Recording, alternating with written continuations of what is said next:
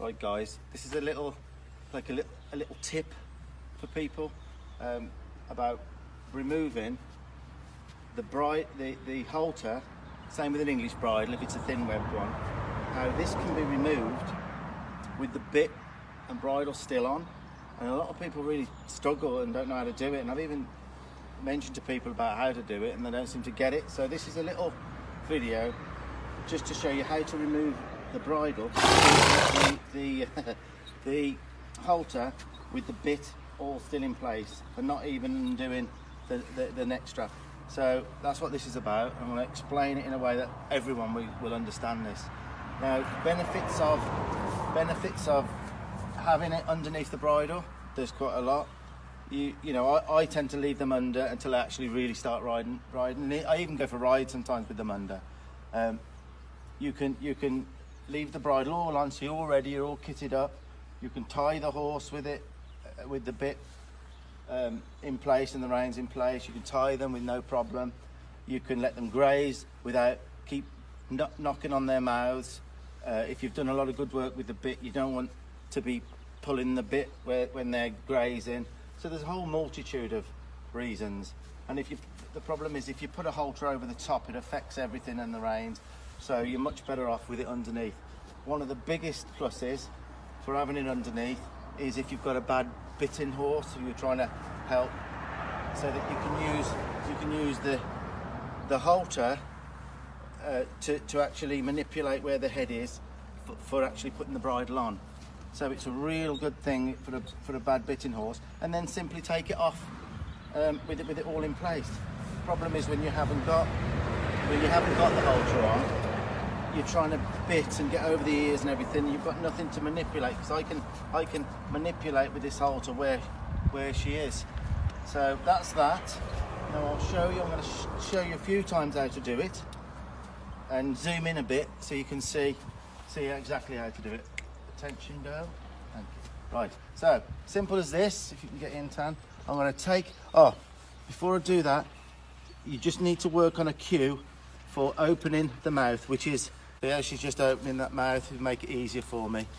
So that's that. So you need to you don't want a clamped mouth, but that's easily done. You just put your finger in and release it when, but there's been no practicing with this, so it's good you're seeing her. I haven't done this for a little while with her. So I've undone the strap. It's come down to her mouth there. It's come down to her mouth. Now I'm going to open her mouth up, and I'm going to put this halter behind. That's gone behind her bit. All right, see how that's behind? Now that's just going to slip out straight through her mouth and out, and that's it removed. But I'm going to do that a couple of times now. But I didn't rehearse this with her, so I'm just going to work on her mouth again, opening, and so I can try and get her mouth open so you can see where that's exactly going. Take this bit out now, so I can put this back on. And just a quick reminder, taking it out is the important bit. So she'll only have it out helping me there, and I'll drop this down, not out, so that it was a nice experience taking it out. So yeah, that's that. The same with putting the halter on. We can always release the halter or put it on with the horse helping us as such, like there. Again, that all leads to better bridling and just working with each other. So that's that. That's that. Now I'm going to go to the cue of opening the mouth again. So my corner of my thumb, and when that's nice and loose and opening, take it off. Tell her how good she is. So again, and just wait until she's accepting and opening her mouth and comes down here, there. Same thing again, there. Right, there. So now we'll go back to the bridling. We'll get her bridled up where she'll help me. That's my thumb's in the corner of her mouth. Ask her to help me put it on. That's perfect. That's perfect. So there's all no struggle, see? So we'll do this up.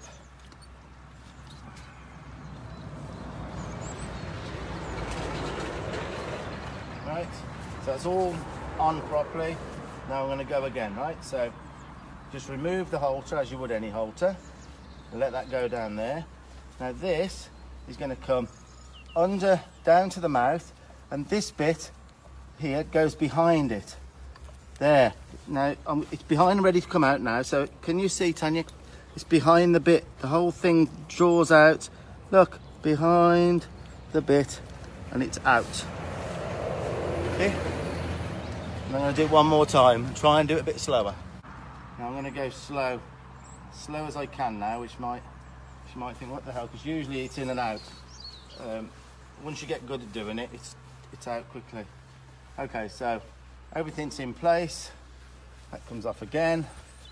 That's going to come down to where the mouth is, and then open the mouth up, and then this goes behind. I'm going to try and open the mouth here so you can see again, right there. See where that is? It's behind the bit, and it just draws straight through. So then it's out. How cool is that? So there's a lot of people ask me how to do that, hoping that will help a little bit. So she's got the halter on underneath the bridle. I can now do groundwork with her. I could do anything before I ride. It's all there without being over the bridle, and so I can do whatever I want. I can go and let her graze.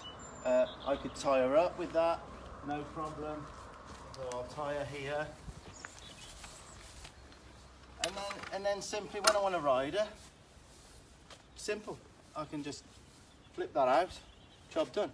What I will mention, these are the clips for 25 years now I've used. I've never had a horse pullback in 25 years since I met a company in America.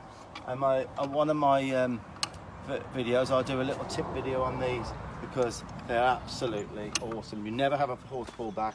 And it gets to the stage where if I go anywhere and I see a bit of string tied, it's like skull and crossbones for me because of what it can produce and the way it can make horses become pullback horses. So yeah, I can talk about that in the next one. And what's that called? That's a head blocker tie ring. There's lots of different ones, but I'll do that on a little tip one, which is something that once people know about that from me, they never go back to normal tying. That I'll do, and I'll tell you what I will do as well.